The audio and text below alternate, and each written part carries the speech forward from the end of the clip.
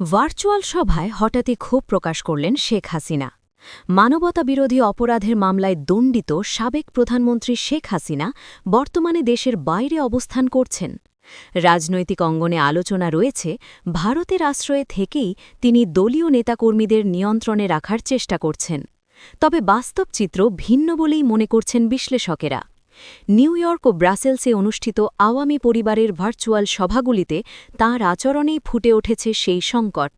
এক পর্যায়ে ক্ষুব্ধ হয়ে নেতাকর্মীদের উদ্দেশ্যে তিনি প্রশ্ন ছুড়ে দেন, প্রেসিডেন্ট সেক্রেটারি কোথায়? প্রতিবেদন অনুযায়ী সভায় বক্তব্য দেন সাপ্তাহিক ঠিকানার প্রধান সম্পাদক মোহাম্মদ ফজলুর রহমান।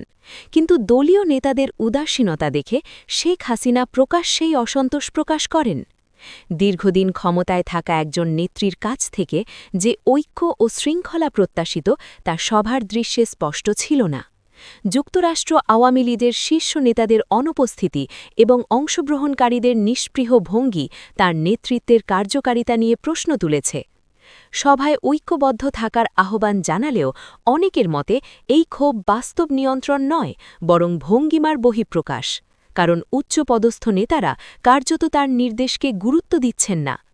ভার্চুয়াল প্ল্যাটফর্মে দল চালানোর চেষ্টা যত বাড়ছে ততই দুর্বল হচ্ছে দলীয় শাসন, এমনটাই মনে করছেন রাজনৈতিক পর্যবেক্ষকেরা।